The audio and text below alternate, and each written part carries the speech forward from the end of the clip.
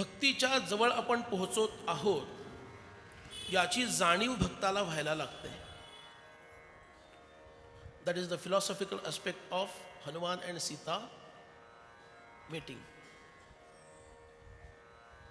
भक्ताला भक्तीच्या जवळ मी पोहोचत आहे, जिला शुद्ध किंवा पराभक्ती असं म्हणतात, याची जाणीव व्हायला लागते. पराभक्ती हीच खरी भक्ती, बाकीच्या आहेत त्या उपासना आहे.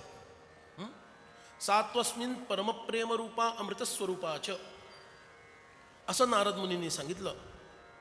अशी ती परमप्रेमरूपिणी असणारी आणि साक्षात अमृताची खाण असणारी अशी जी भक्ती आहे, तिलाच भक्ती म्हणावं. त्याच्या अलीकडच्या टप्प्यांना म्हणायचं म्हणून भक्ती, खरं तर ती उपासना, ती काही भक्ती नाही. समर्थांनी म्हटलं, भक्त म्हणजे विभक्त नव्हे आणि विभक्त म्हणजे भक्त नव्हे. विभक्तीची भक्ती कामा नाही आहे, हे समर्थांनी सांगितलं. म्हणून आपण त्या भक्तीच्या जवळ पोहोचत आहोत, तिच्या कृपेला पात्र ठरत आहोत, याची जाणीव त्या भक्ताला व्हायला लागते. आणि तो विषय आपण बघितला की श्री हनुमानजी अशोक वाटिकेमध्ये पोहोचल्यानंतर हळूहळू सीतामाईंचं दर्शन त्याला अधिक अधिक अधिक अधिक अधिक स्पष्टपणे व्हायला लागतं. बरोबर आहे ना? आज आपली भक्ती श्रेष्ठ की बाहेरच्या रस्त्यावरच्या गणेश भक्तांची भक्ती श्रेष्ठ, हे तपासायचं आपल्याला. त्याचे मंजूळ नाद तुमच्या कानावर पडतच असतील. बापा सुद्धा कान हलवत असेल म्हणजे मध्ये मध्ये बंद करण्यासाठी. तेव्हा आज आपला खरा कस लागणार आहे.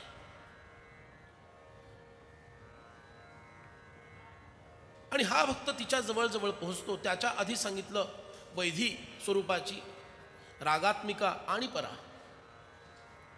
वैधी म्हणजे विधिसाध्य माना, त्याला वैधी म्हटलं. दासबोधात जी नवविधा म्हटले ना, विधा म्हणजेच विधीनं करायची ती. ज्याला विधी आहे त्याला मुळात नाव आहे नवधा भक्ती संस्कृतमध्ये. समर्थांनी अष्टधा शब्द स्वीकारलाय दासबोधात, अष्टविधा प्रकृती म्हटलं नाही. म्हणताना समर्थांनी अष्टधा प्रकृती असंच म्हटलंय, पण नवधाच्या ऐवजी नवविधा भक्ती असं म्हटलंय. वाचा दासबोध.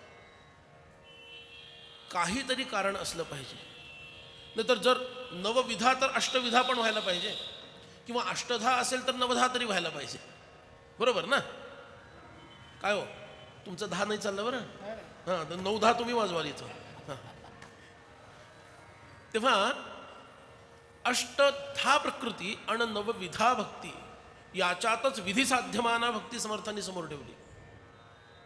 कारण शिष्यानं विचारलं, आता भगवंताला कुठं पाहावं? ते म्हणाले, भगवंताला भक्तीनं आपलंसं करून घ्यावं. जिथं करून घेण्याचा विषय आहे तिथं कृतिप्रधानता आहे, कर्तृभाव अधिक आहे, आणि तिथून भक्तीच्या दिशेनं तुमची वाटचाल सुरू होते. म्हणून त्या पद्धतीनं तुम्ही भक्तीच्या जवळ पोहोचायला लागता. श्रवणम, कीर्तनम आदी आदी आदी विषय ते काही सगळं बघायचं नाही आपल्याला. काय सुरुवातीच्या वेळेला थोडं तरी तत्त्वज्ञान ऐकण्याची मानसिकता असते, म्हणून तेवढ्यात सांगून घ्यायचं, नंतर कथानकच आहे. म्हणून तर एवढं सामर्थ्याचा गाभा भजन ऐकवलं ना, मनोदशा शांत व्हायला. त्या विधी करता करता करता आमच्यामध्ये अनुराग निर्माण होतो भगवंताबद्दल अनुराग निर्माण होतो.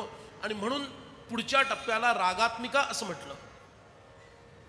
आता याच्यामध्ये विधिप्रधानता नाही आहे, भावप्रधानता आहे.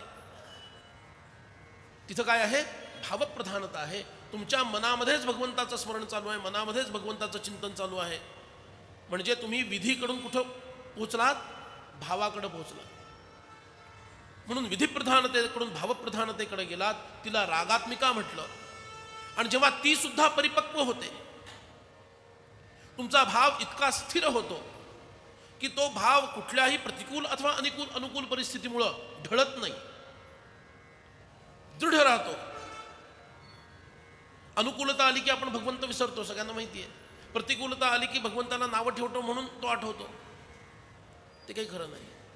भाव जेव्हा दृढ झाला तेव्हा त्याच रागात्मिका भक्तीचं रूपांतर पराभक्तीमध्ये होतं, जे संतांना अभिप्रेत आहे. सात्वस्मिन परमप्रेम रूपा अमृतस्वरूपाच, ती ही पराभक्ती आहे. आणि अशी भक्ती प्राप्त करण्यासाठी किती किती किती परीक्षा हनुमंतरायांना द्याव्या लागल्या, याचा विचार केला तर आपल्या समोरचा मार्ग किती म्हणू का खडतर आहे हे आपल्याला लक्षात येईल आणि आपण एकदम जागे होऊन जाऊ. मी प्रवचनातले जागे होणं म्हणत नाही आहे. आत्ता तर सुरू झाले राव, आत्ता हे म्हणायची पाळी न यावी. पण जीवनामध्ये जागे होऊ आणि काय नेमकं साधायचं आहे हे आम्ही ठरवू शकू. श्री मारुतीराय सीतामाईंना पाहतात आणि ज्याप्रमाणे श्रीराम सीतामाईंसाठी व्यग्र आहेत त्याचप्रमाणे सीतामाई सुद्धा श्रीरामांसाठी व्यग्र आहेत हे त्यांना दिसतं. दोघांची अनुरूपता लक्षात येते आणि मग श्री हनुमान रावण सीतामाईंना कशा प्रकारे उत्पीडित करण्याचा प्रयत्न करतो हे पाहतात, पण स्तब्ध राहतात. कधी पाऊल उचलावं आणि कधी शांत राहावं हे आम्हाला कळलं पाहिजे. नाहीतर तिथंच मारुतीरायांनी उग्र रूप घेऊन रावणाशी भांडाभांडी केली असती तर चाललं असतं का सांगा.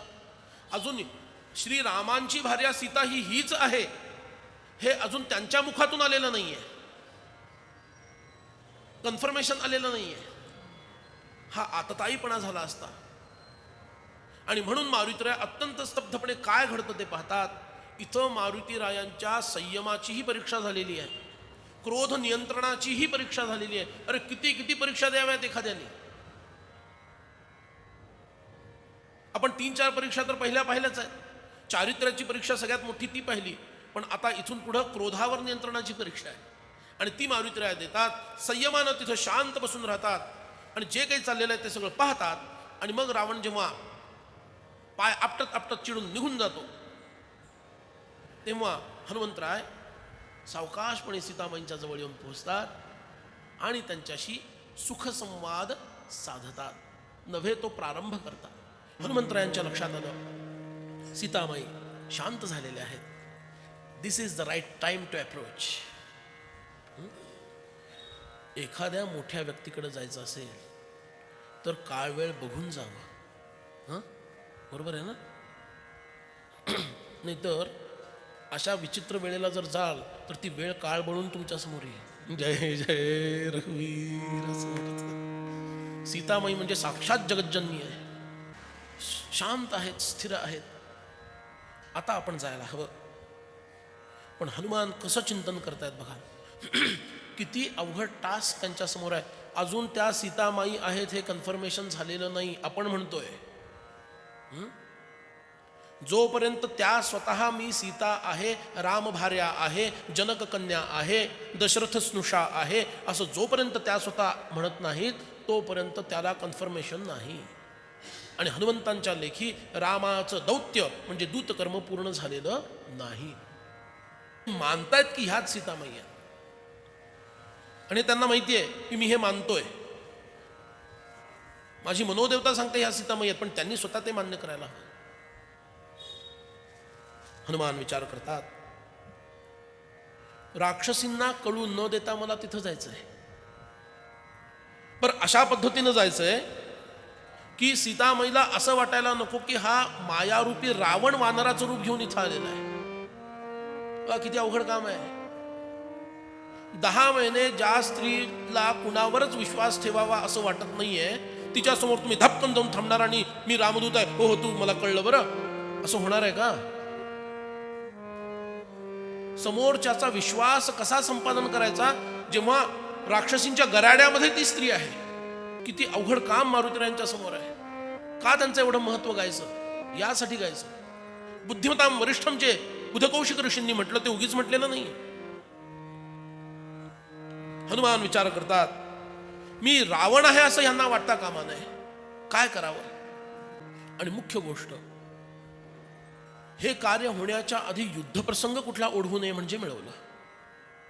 कारण युद्ध जय आणि अपजय कुणाच्या बाजूनं निकाल लागेल सांगता येत नाही. आणि निकाल लागल्यानंतर पण काही लोक मान्य करत नाहीत. EVMच्या नावानं ठोठो करतात, जय जय रघु. आणि हनुमंत विचार करतायत मी यांच्या हृदयामध्ये रामदूत म्हणून स्थान कसं मिळवावं. किती अवघड गोष्ट आहे बघा.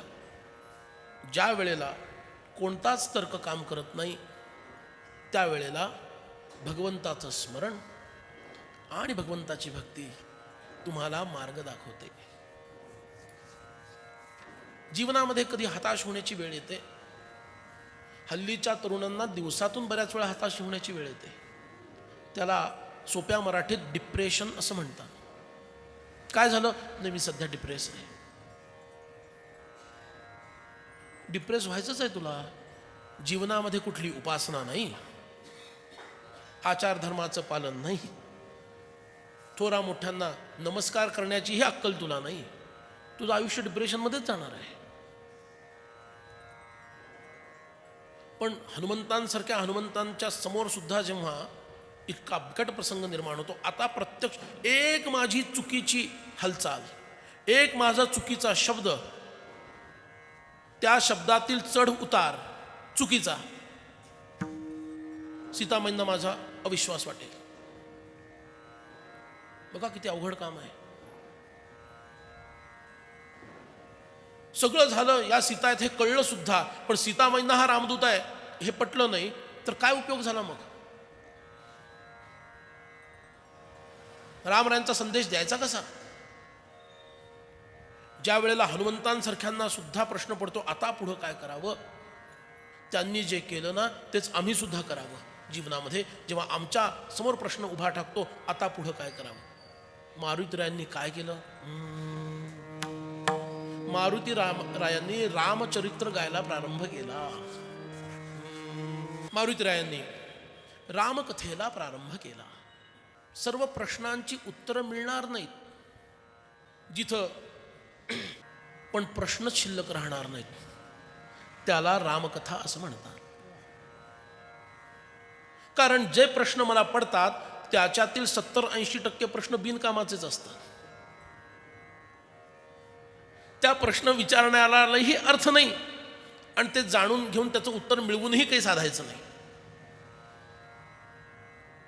एखाद्या सन्माननीय कुलीन स्त्रीशी कशा पद्धतीनं बोलावं त्याचं एक फार मोठं उदाहरण हनुमान प्रस्तुत करतात.